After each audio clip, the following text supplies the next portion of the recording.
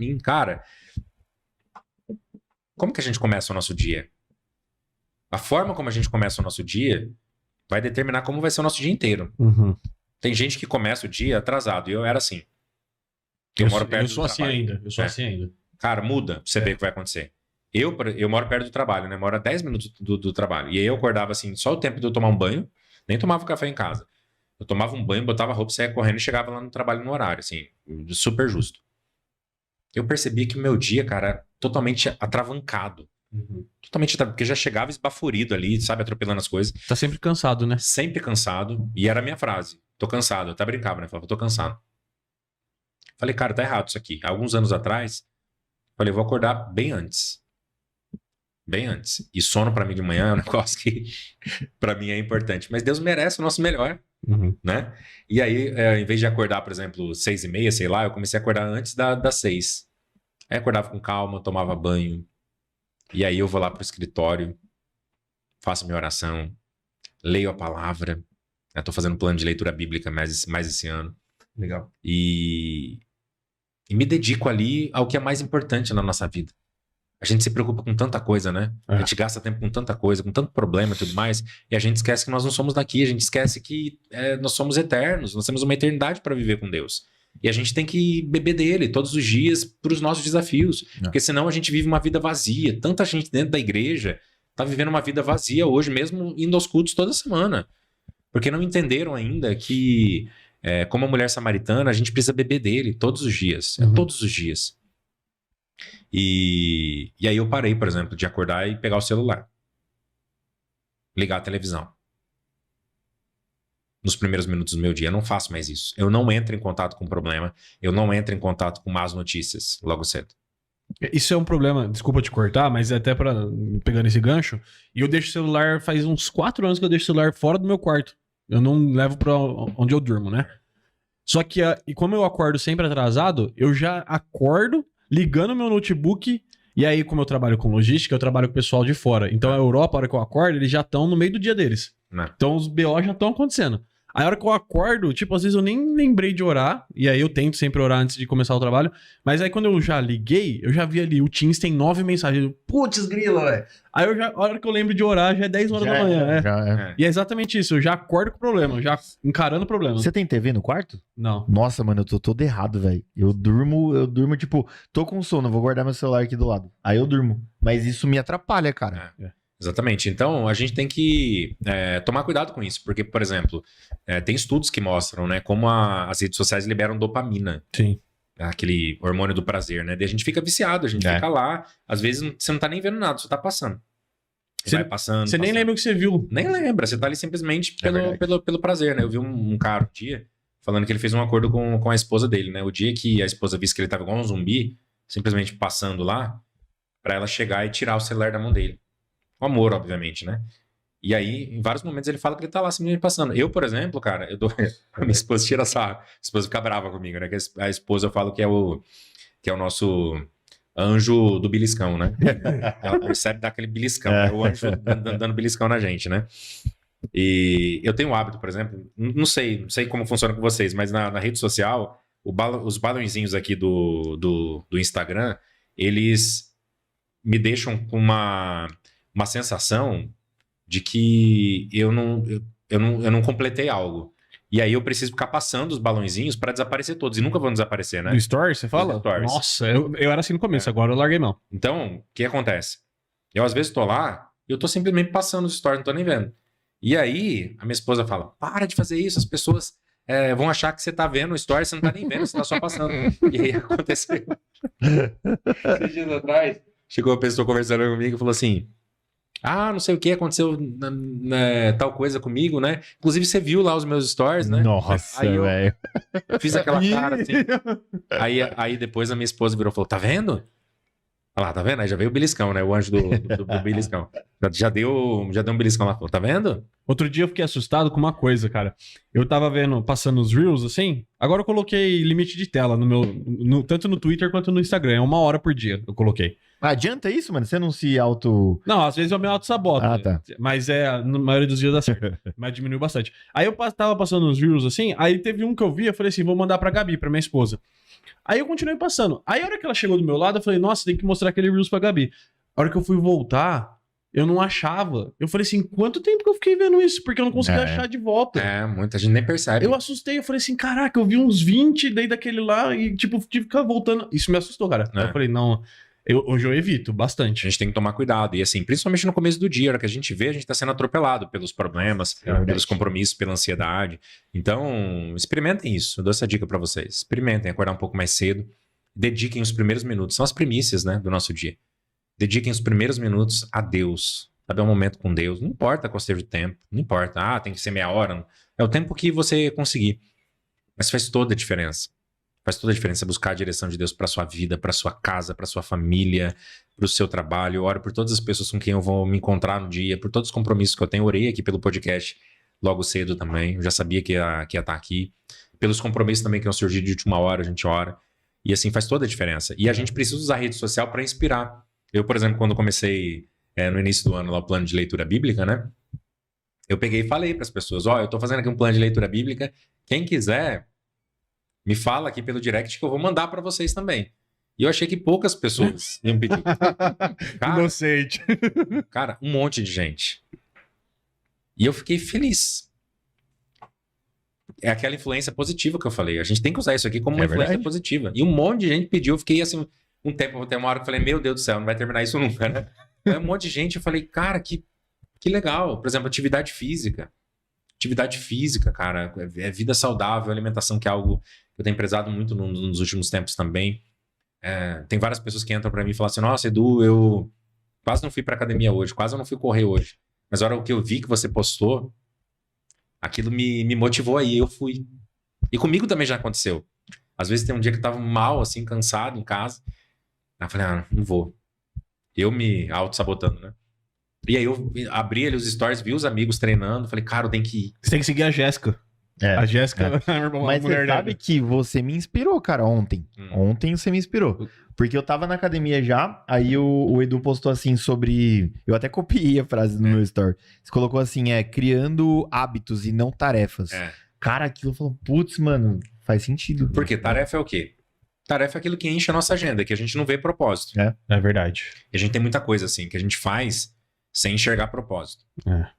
Agora, quando você fala de criar hábitos, você tá falando de você trazer pra sua vida aquilo que você enxerga propósito. Então você não faz por obrigação, você faz por necessidade. E um dia no carro, meu filho falou isso pra mim. Falou, papai, a gente faz tal coisa, né? Porque é importante, não porque a gente é obrigado. E é isso mesmo, a gente faz porque é importante pra nós. Não significa que a gente vai querer fazer todos os dias. Sim, mas inclusive o devocional, né, Edu? Porque, cara, teve... Eu tô criando esse hábito de devocional. Tem dia, cara, que eu tô sem vontade nenhuma, mano. E eu vou e faço mesmo assim. Leitura. Porque, cara, mesma coisa, leitura. E oração também, cara. Às vezes eu não quero orar, mas eu oro. Mesmo assim, eu falo, cara, eu nem sei se Deus tá recebendo essa oração. Porque eu tô tão sem vontade de orar, mas eu sei que tá, porque a nossa fé não pode depender de sentimentos. E a oração que não funciona, é só a oração que não é feita.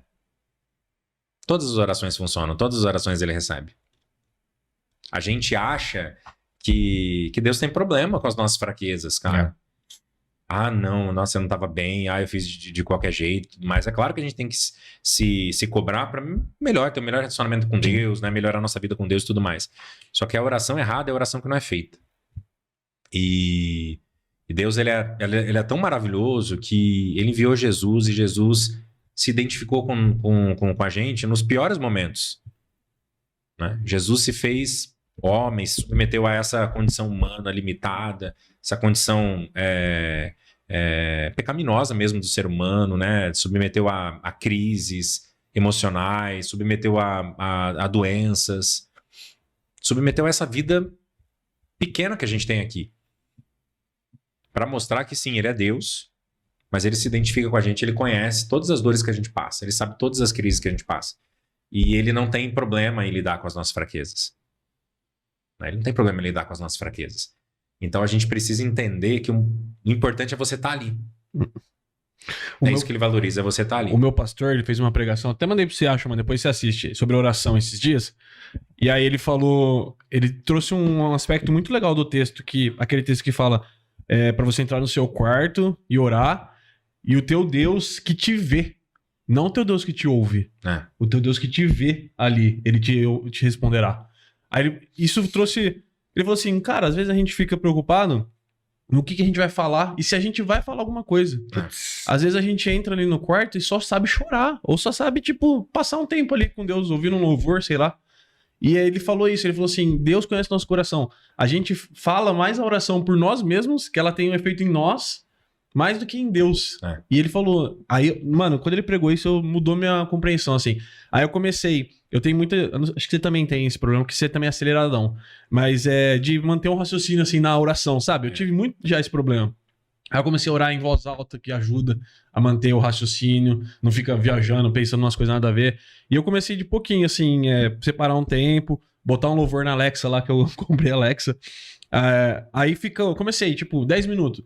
Hoje eu vejo, por exemplo, anteontem, eu orei 40 minutos ali no quarto e eu não vi passar, velho. Legal.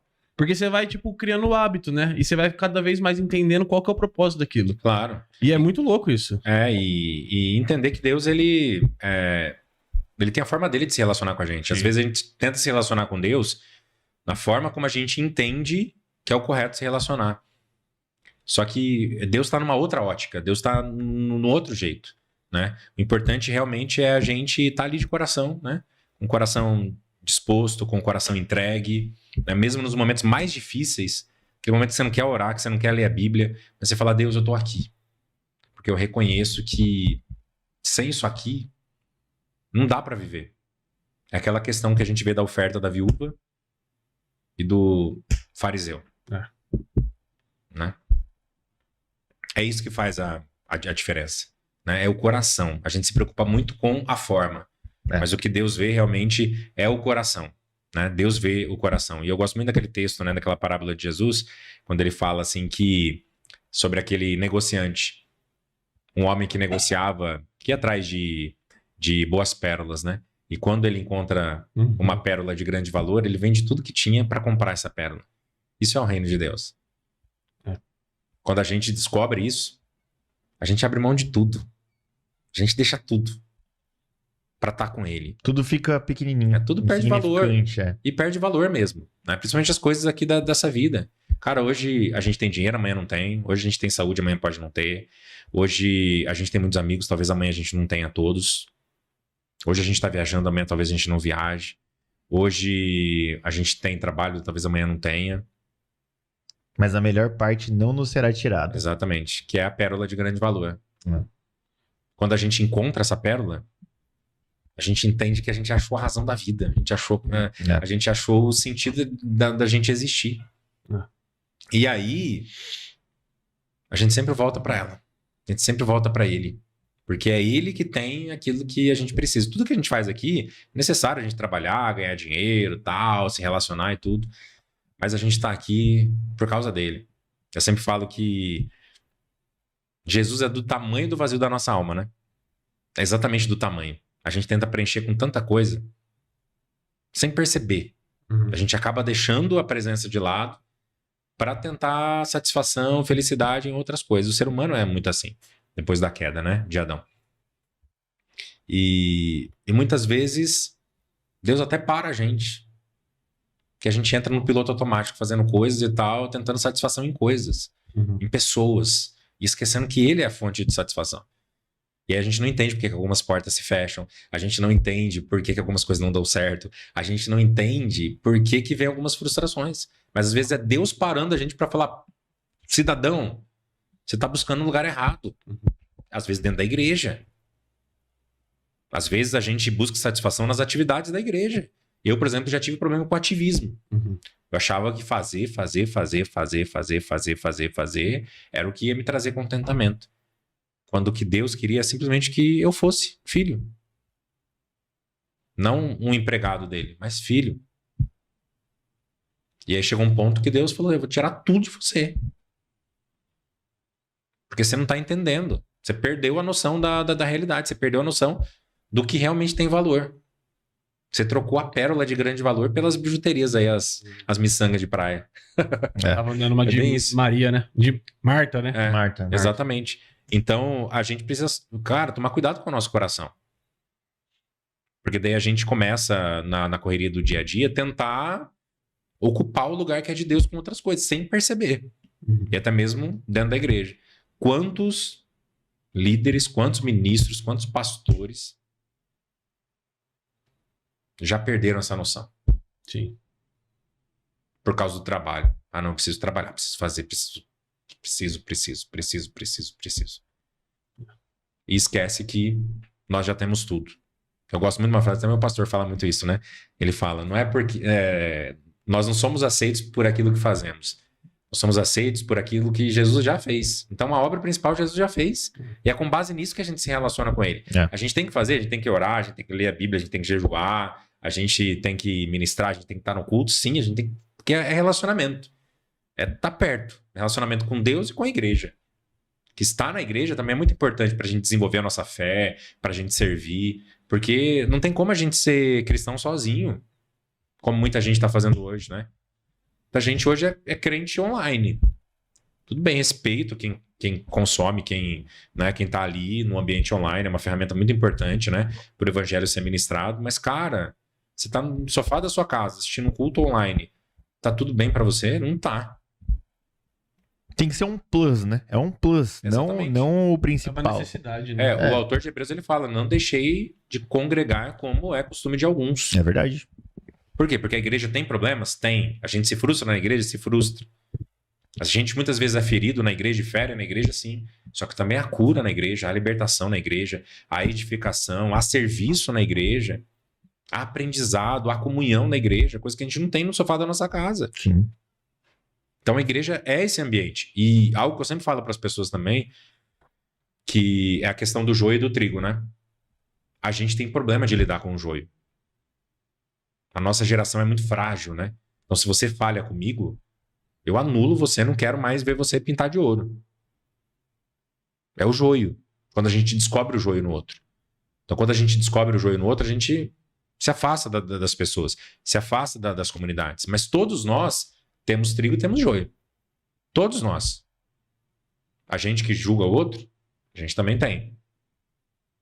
E aí a gente tem que entender que para ter acesso ao trigo, eu preciso aprender a lidar com o joio. E lidar com o joio é o quê? É você enxergar que tem ali aquele defeito, aquele problema, aquela falha, aquele pecado. E você decidir pegar aquilo ali e jogar fora. E aí você conseguir aproveitar o trigo que tem ali. Porque todos têm trigo. Todos têm joio e têm trigo. A gente pega o joio e descarta. E o trigo a gente aproveita. Então é isso que a gente precisa aprender a fazer. Com medo de se ferir, de se frustrar, as pessoas estão se isolando, cara. A pandemia foi assim, não, tá bom aqui. Ou se não tá se isolando, tá ficando numa bolha, né? Onde você não pode ser mais discordado, né? E eu tava falando, não sei se foi aqui no podcast, mas eu tava falando... Ah, não, acho que foi no almoço de família, lá na Grazi, na minha sogra. Eu tava falando, o evangelho, ele é algo que nos confronta. E nós vivemos uma geração que tem querido ou tem desejado cada vez menos ser confrontada. É por isso que alguns têm se afastado tanto e sido tão... É óbvio que sempre teve, sempre vai ter na história pessoas que são violentas ou são avessas ao evangelho, à pregação do evangelho. Mas eu vejo que muita gente hoje... tudo é dedos. Hoje você não consegue mais discordar de ninguém, cara. E exortação é fundamental para o nosso crescimento. Exatamente. É fundamental. Eu tenho um amigo que ele falava desde sempre assim, eu amo exortação. Ele falava, cara, você é louco? Como alguém pode gostar de ser corrigido, né? Só que isso é sabedoria. Por exemplo, vocês têm pessoas que vocês dão liberdade para que elas exortem vocês? Sim. A gente deveria ter. Cara, eu orei por isso, sabia? E hoje, graças a Deus, eu tô rodeado de pessoas assim, que falam a verdade. A gente tem que ter pessoas para falar, você tá errando. Assim não tá legal, você deveria fazer de outro jeito. E às vezes a exortação não vem na embalagem que a gente espera. Esse que é o problema, por exemplo, no casamento, né? A esposa e o marido estão se exortando mutuamente. Só que às vezes do jeito de falar não é o adequado. A postura não é adequada. Só que ali está um instrumento de Deus. Os pais para com os filhos também. Então a pessoa que é sábia, ela entende essa questão de limitação que nós temos muitas vezes de transmitir o que a gente precisa falar, que às vezes é um jeito errado. A gente transmite de um jeito às vezes meio agressivo, tudo mais sem paciência. Mas a pessoa ela consegue entender que por trás ali é o joio e trigo, né? Ela entende por trás que é trigo ali. Há algo que vai gerar crescimento, há algo que vai gerar transformação. E a pessoa que nunca é corrigida, cara, ela primeiro fica numa bolha e ela não se desenvolve. É verdade. Ela não se desenvolve. Então a gente precisa entender, nos submeter à exortação em casa, com o nosso cônjuge, com a nossa família, com os nossos pais. A gente precisa criar uma rede de exortação. Então eu falo. De pessoas que você dá liberdade para que a pessoa chegue e fale: não tá legal. E todos nós também temos um pouco de Pedro, né? Uhum. Interessante ver isso. Porque Pedro, ele fala, ele teve a revelação, né, que Jesus disse: tu és filho, tu és Cristo, filho do Deus vivo. E logo depois ele fala: Jesus, precisa morrer na cruz, não. E aí Jesus fala: reda-te de mim, Satanás. Então, pouco antes, não foi carne nem sangue que te revelou, foi o próprio Deus que te revelou isso, Pedro. Aí daqui a pouco, arreda-te de mim, Satanás. Parece um paradoxo, parece uma coisa muito complexa, mas nós somos assim e o evangelho é assim.